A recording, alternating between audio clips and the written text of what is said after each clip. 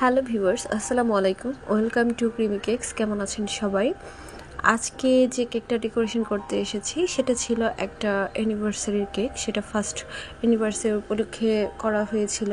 আর এটা আমার পুরাতন একটা ডিজাইনকে মডিফাই করে এই ডিজাইনটা করা, মানে দুইটা ডিজাইন মিলে এই কেকটা করা। আমার কাছে বেশ ভালো লেগেছিল। যখন কাজটা শুরু করেছিলাম ভেবেছিলাম যে কেমন না কেমন হবে, ভালো লাগবে না, মানে অনেক সংশয় আমাদের মাঝে কাজ করে যখন আমরা একটা কাস্টমাইজ কেক করি, বা দেখা যাচ্ছে যে দুইটা তিনটা কেকের ডিজাইন যখন একটা কেকের মাঝে আমরা করি, অ্যাপ্লাই করি, তখন দেখা যায় কি অনেকটাই টেনশন লাগে যে করার পর কেমন লাগবে, ভালো লাগবে কিনা, মানে কাস্টমারের পছন্দ হবে কিনা, সব কিছু মিলেই কিন্তু আমরা অনেক টেনশনে থাকি। যখন ছবি পাঠানোর পর কাস্টমার বলে যে না আপু ঠিক আছে, অনেক পছন্দ হয়েছে, তখন কিন্তু আমাদের কষ্টটা সার্থক হয়ে যায়।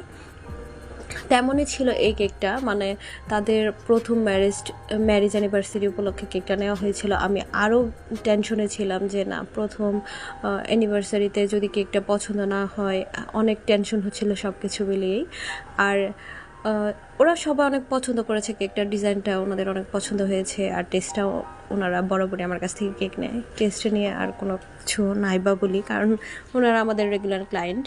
আর ইদানিং দেখা যাচ্ছে যে অনেক বেকার আপুরা মানে এমনভাবে প্রাইজিং ধরতেছেন যেটা আসলে লাভের তো কোনো অংশ থাকেই না, আমাদের পারিশ্রমিক যে একটা বিষয় সেটাও থাকে না। আসলে আপনাদের জন্য কিন্তু এই বেকার মানে ইন্ডাস্ট্রিটা, মানে পেস্ট্রি ইন্ডাস্ট্রিটা কিন্তু লসের মুখে যাচ্ছে।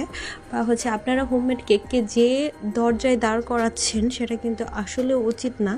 আপনারা আপনাদের দ্রব্যমূল্যের দামটা বাদ দিয়ে তারপর এক্সট্রা পারিশ্রমিক রাখবেন। তারপর কাস্টমাইজ ডিজাইনের ক্ষেত্রে অবশ্যই এক্সট্রা চার্জ প্রযোজ্য, কারণ সব কিছু আমাদেরকে একটা একটা করে খুঁটিয়ে খুঁটিয়ে ম্যানেজ করতে হচ্ছে, বা সব কিছু করতে হচ্ছে, টাইমের একটা ব্যাপার আছে, সব কিছু মিলে কিন্তু আমাদের কাস্টমাইজ চার্জটা অ্যাড হয়।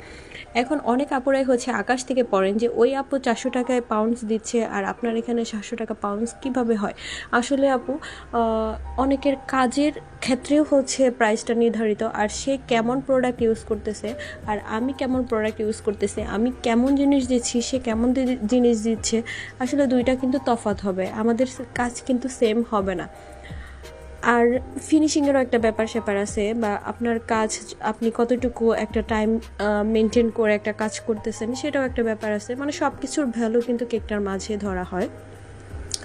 আর অনেকের দেখা যাচ্ছে যে সোর্সিংটা আরেকটা বিষয়, যে উনি একটা মার্কেটের কাছে থাকে বা কারখানার কাছে থাকে, ওইখান থেকেও নিতে পারে, মানে এইভাবে কিন্তু আমাদের প্রাইসিংটা নির্ধারণ করা হয়।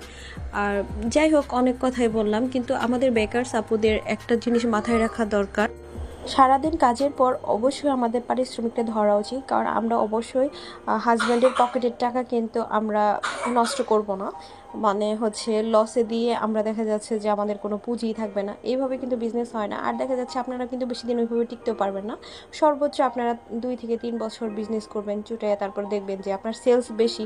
এর মানে এই না যে আপনার অনেক টাকা ইনকাম, দেখা যাচ্ছে যে আপনার লাভের অংশটাই কম, লাভের অংশটা নাই, তাহলে সেই সেলের লাভ মানে বাড়িয়ে এত লাভ নাই তো। আর এই যে দেখেন, কথা বলতে বলতে আমার ফাইনাল লুক, কেকটা অসম্ভব সুন্দর ছিল। আর সবাইকে অনেক ধন্যবাদ, আল্লাহ হাফেজ।